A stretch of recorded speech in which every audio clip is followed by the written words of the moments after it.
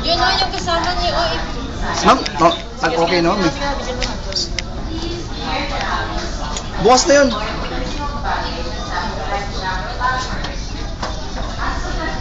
Yan, sabihin, pag salita mo dyan, re-record din.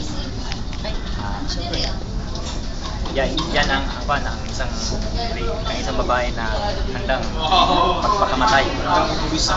Kung ito ay anong mangyari sa itong barko, siya po ay ready na i-survive ang kanyang sarili. Ayan na po. Makikita po natin sa kanya ang isang halimbawa kung paanong sumuot ng isang life jacket. Ayan po. Nakita po natin, tinatali po niya ang isang life jacket para hindi po ito matanggal. Kung halimbawa ito ay tumalon sa isang tubig.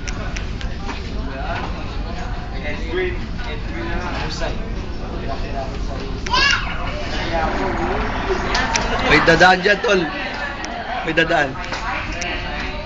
Ito po itong babae nito ay sumusuot ng isang life jacket. Ito ay pinapakita po sa inyo kung ano ang halimbawa, kung ano ang wearing for a life jacket for a display of this ship.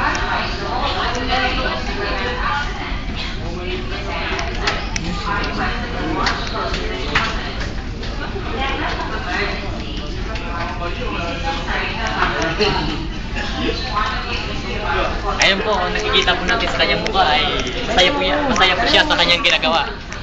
Nakikita po saan ang kanyang mga labi ay ito ay ngumingiti. Yan po, sumisinyas po siya na ito ay isang seryosong gawain.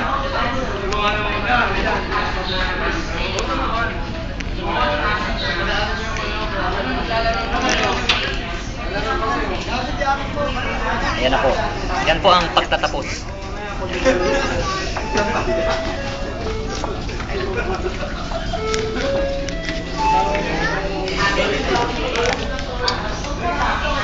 Bus na? Tagalog na natin. Yan po ay kanina po, continuous po sa ating video. Ito po naman ay i-translate sa Tagalog ang salitang Ingles.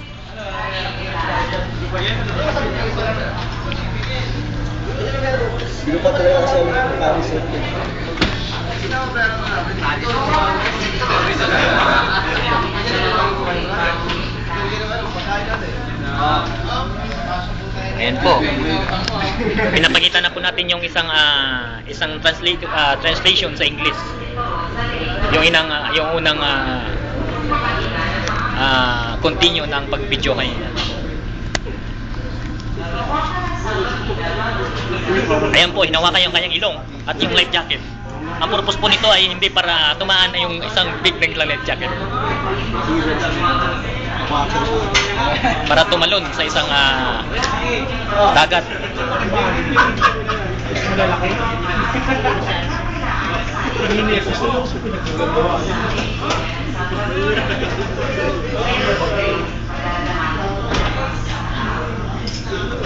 Ayan po, yan po na, dumi pa. At saka ito ay isang, sinasabi niya po, ang isang sinyas na dapat nating daanan. Halimbawa ito ay isang mag-a-abandon ship o isang lahat ng mga tao dito sa barko.